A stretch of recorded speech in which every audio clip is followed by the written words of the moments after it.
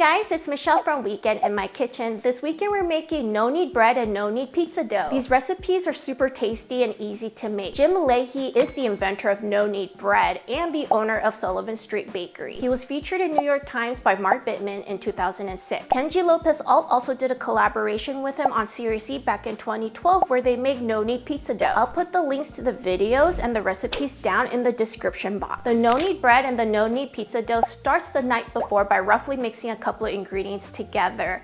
Let's get started.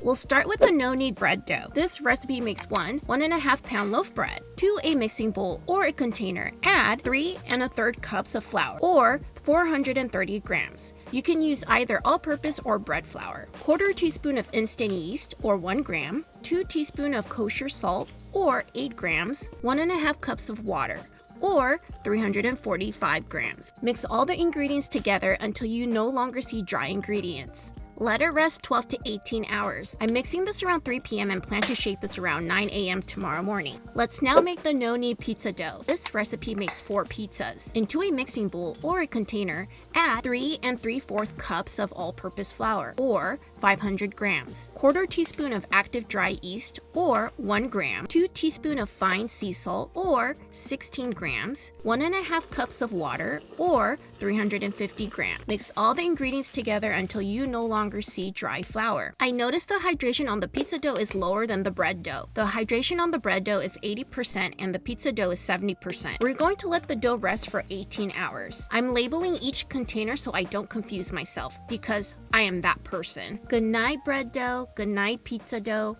I'll see you tomorrow morning. Here's the no-knead bread dough after 18 long hours. The dough is ready when you see bubbles on the surface. Wow, the dough has doubled in size.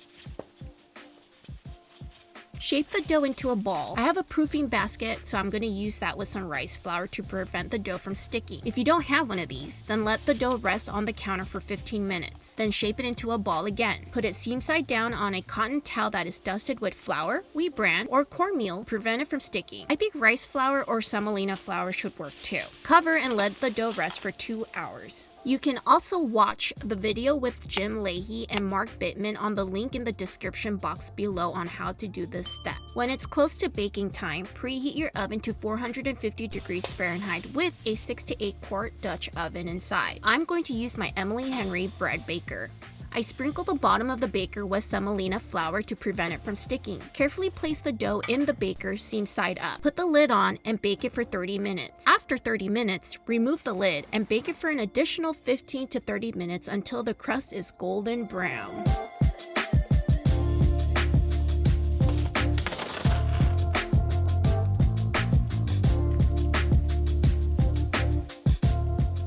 Back to the pizza department. Preheat your oven to 450 degrees with your pizza stone. Today, I'm using a cast iron skillet. Divide the dough into 4 pieces. This recipe makes 4 pizzas, but I made 5 to make smaller ones. I'm going to eat 1 for lunch today. Shape them into balls. You can also wrap them and refrigerate the dough if you're not going to use them right away. They will last up to 3 days. If you do refrigerate them, leave them out for 2 to 3 hours before making your pizza. Stretch and shape the dough. I'm going to put the pizza on a parchment paper, then place it in a preheated cast iron skillet. Put your sauce and toppings on top. Bake it until the cheese is melted and the dough looks done.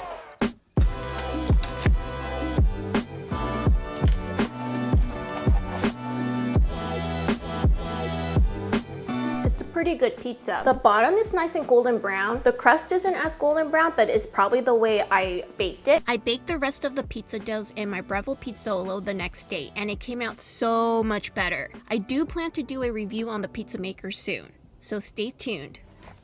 And who doesn't like a good cheese pull?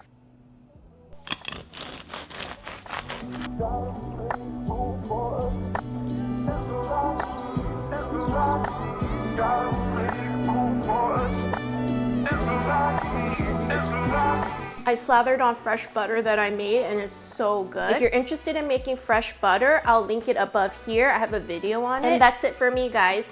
Until next weekend, bye.